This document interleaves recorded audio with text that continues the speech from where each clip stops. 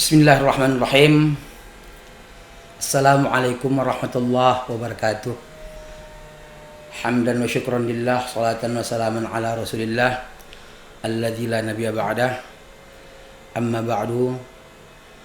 Wa qala ta'ala fi kitabihil karim, a'udzu billahi minasyaitonir rajim. Bismillahirrahmanirrahim. Ya ayyuhalladzina amanu kutiba 'alaikumus shiyam kama kutiba 'alal ladzina min qablikum la'allakum tattaquna ayyaman ma'dudat. Shadaqallahul azim wa balaghahu rasuluhun nabiyul karim wa nahnu 'ala dzalika minasy syahidin wasyakirin walhamdulillahi rabbil alamin.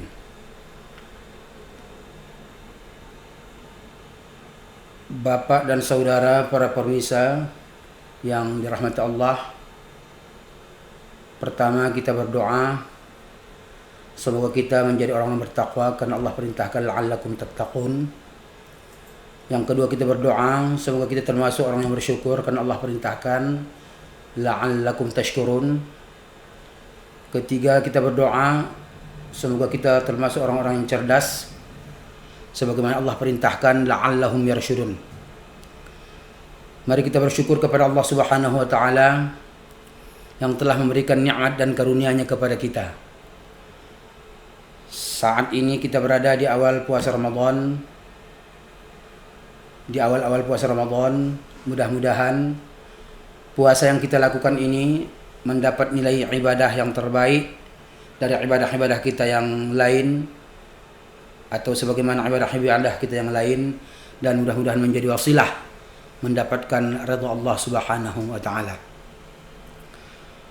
Saudara-saudara yang saya muliakan, dalam kesempatan ini saya hanya menyampaikan sedikit uraian bahwa sebagaimana kita ketahui, kita yakini bahwa Ramadan ini salah satu gelar yang diberikan, yakni Syahrut Tarbiyah, bulan pendidikan.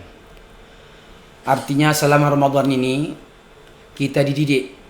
Di antaranya ada 3 pendidikan yang kita peroleh. Pertama, yang diistilahkan ulama tarbiyatul ruhiyah, pendidikan rohani. Yang kedua, tarbiyatul jasadiyah, pendidikan yang bertalian dengan anggota tubuh atau fisik. Yang ketiga, tarbiyatul fikriyah, pendidikan yang berhubungan dengan pola pikir kita supaya lebih positif dalam menyikapi sesuatu.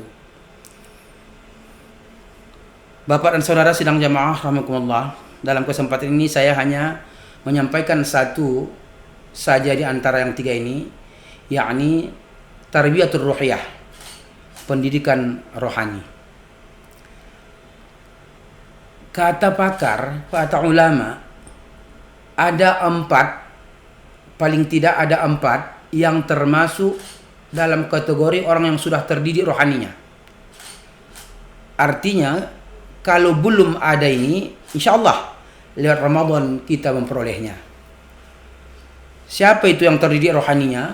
Berdasarkan ulama yang menjelaskan itu, pertama, orang yang terdidik rohaninya itu adalah orang yang senantiasa siap melaksanakan syariat Allah betapapun beratnya. Saudara-saudara, harus kita akui, dan memang kita akuilah, bahwa ibadah ini ditinjau dari segi manusiawinya atau dari segi kitanya, bahwa ibadah ini bagi kita mungkin ada yang ringan, ada yang berat. Apa yang ringan itu? Salah satu contohnya mengucap syahadat. Modalnya cuman 1 lidah, 2 bibir. Maaf, bahkan orang yang tanpa gigi pun bisa mengucapkan syahadat. Artinya begitu mudahnya untuk mengucapkan itu.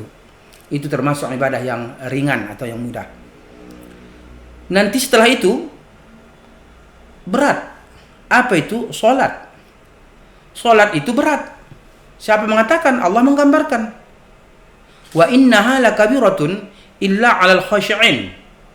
Sesungguhnya salat itu terlalu amat sangat berat kecuali bagi orang yang sudah khusyuk, konsisten. Artinya kalau masih tanggung-tanggung, berat. Setelah itu puasa. Nah, ini yang saat ini kita laksanakan. Jangan katakan, tentu ukuran orang awam lah, jangan katakan puasa ini ringan. Bahkan secara fisikis mungkin kita sepakat lebih berat menahan dari mengerjakan. Seluruh ibadah umumnya, secara umum itu mengerjakan, walaupun tetap ada di sebaliknya ada menahan. Tapi puasa jelas-jelas al-imsak, menahan. Maka menahan secara umum pastilah lebih berat dari sekedar mengerjakan. Maka siapa yang siap melaksanakan ibadah betapapun beratnya, maka itu tandanya terdidik rohaninya. Apalagi haji. Haji mungkin ibadah termasuk ibadah yang terberat. Kenapa? Di sana sudah harus lengkap semuanya, seluruh potensi yang kita miliki, tenaga, dana, dan sebagainya. Kesimpulannya sekali lagi saya katakan bahwa siapa yang sanggup dan siap melaksanakan ibadah betapapun beratnya, insya Allah terdidik rohaninya. Sedikit saya sampaikan sekedar untuk ilustrasi, dengan secara singkat saya sampaikan. Di zaman Rasulullah ada seorang sahabat yang luar biasa rohaninya, terdidik imannya, kuat, yang siap melaksanakan syariat Allah betapapun beratnya. Apa itu? Yakni jihad fisabilillah. Ada seorang anak muda, maaf, dalam riwayat itu diceritakan jatuh suka sama anak gadis. Ketika dia tidak berani meminang, maka diadukannya kepada Rasul, maka lewat Rasul pinangannya diterima. Tapi apa yang terjadi? Setelah saat-saat mau menikah, ternyata dia mendengar saatnya umat Islam mempertahankan imannya dari serangan kafir Quraisy. Akhirnya dia putuskan menikah kapanpun bisa, tapi mati syahid, siapa tahu ini saatnya. Akhirnya dia pun ikut ke dalam kelompok barisan sahabat yang sudah berbaris. Begitu dia lihat Rasul memeriksa barisan di depan, dia pun berada di belakang. Begitu Rasul mengarah ke belakang, dia pun pelan-pelan bergerak mengarah ke depan supaya tidak berjumpa dengan Rasul. Dan Rasul mengerti sampai Rasul pun tersenyum. Singkat riwayat, dengan senyumnya Rasul artinya Rasul mengizinkannya untuk berperang. Ternyata setelah terjadi peperangan, maka anak muda tadi termasuk yang syahid. Ini salah satu contoh betapa anak muda di zaman Rasul ini luar biasa, yakni siap melaksanakan syariat Allah betapapun beratnya. Dalam hal ini dia berjihad fisabilillah.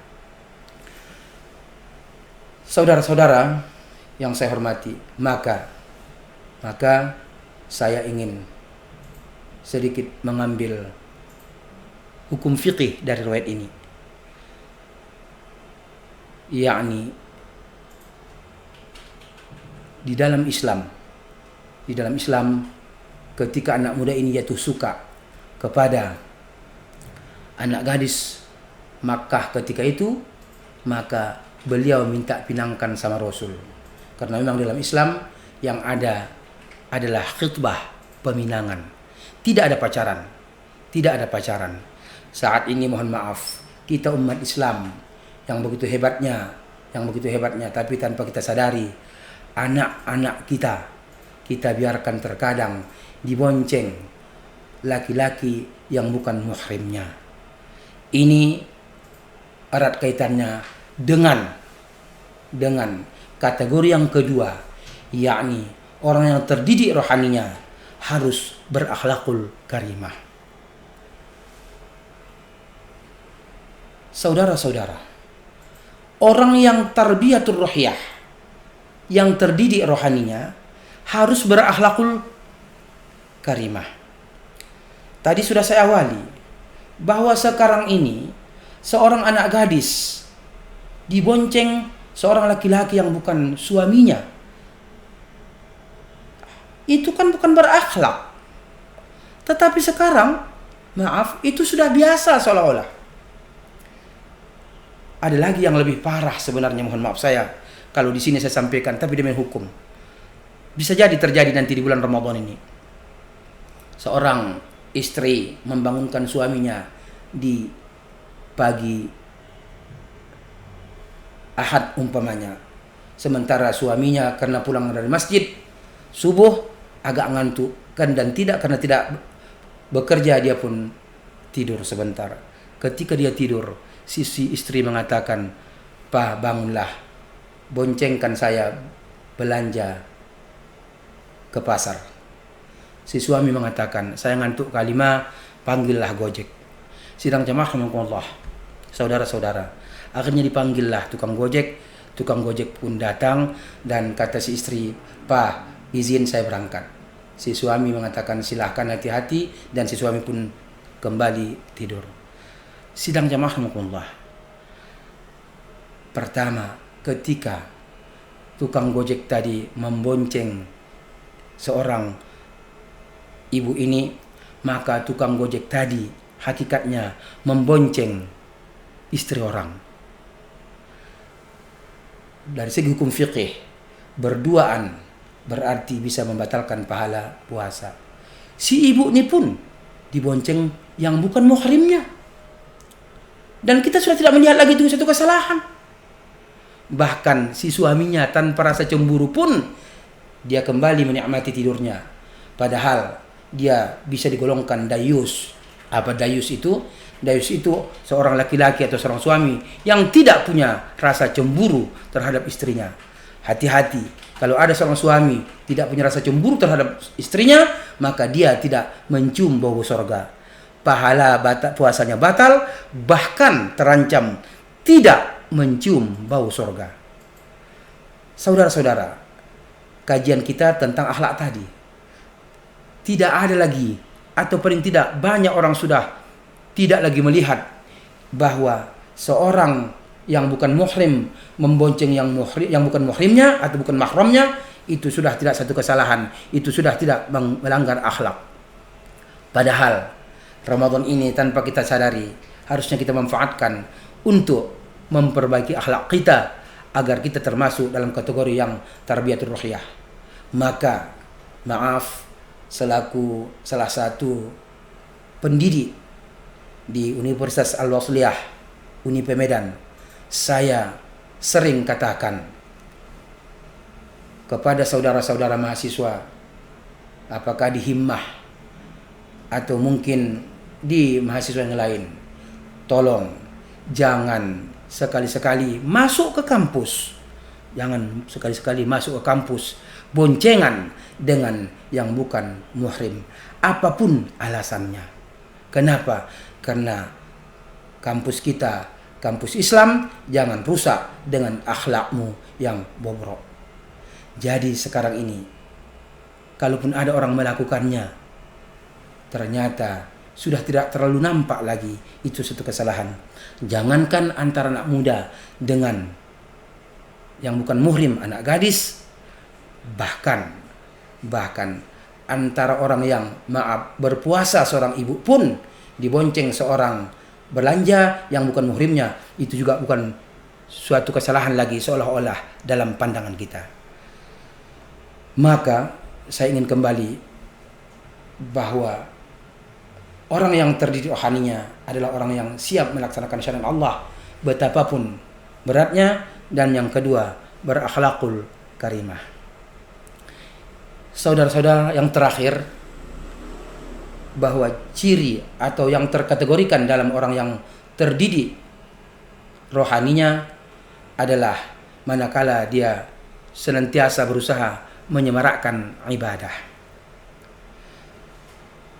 ibadah kita dalam Islam seluruhnya ada nilai semaraknya. Salat dengan adzan. Salat dengan adzan. Haji dengan talbiyah. Bahkan puasa ini pun salah satu nilai semaraknya ketika alhamdulillah di waktu mendekati sahur, pemuda-pemuda Islam membangunkan umat Islam di sekitarnya untuk bangun sahur. Memang ini perintah Rasulullah. Tasahharu fa inna fis sahuri barakah. Sahurlah kamu karena waktu sahur adalah berkah. Namun saya mengingatkan kepada remaja-remaja Islam, ketika membangunkan masyarakat sahur, alangkah baiknya dengan kalimat-kalimat yang memang dalam tuntunan Islam. Contoh, bayangkan saudara-saudara, setiap remaja muslim yang membangunkan orang membaca hadis ini selama 29 malam atau 30 malam. Tasahharu fa inna fis sahuri barakah. Bayangkan 30 malam atau 29 malam dia membaca hadis ini. Kan sangat cantik syiar ini, semaraknya ini.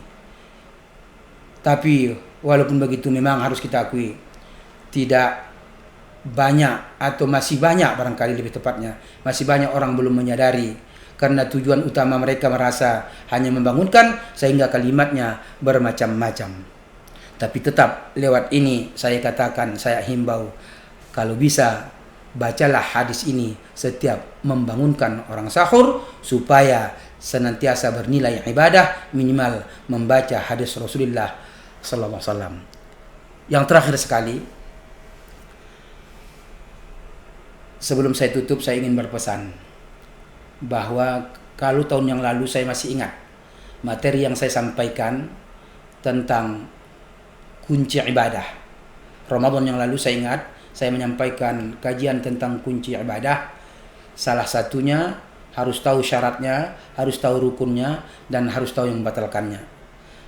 Saya tambahkan sedikit di tahun ini untuk menutup tausiah ini, bahwa saat ini hati-hati.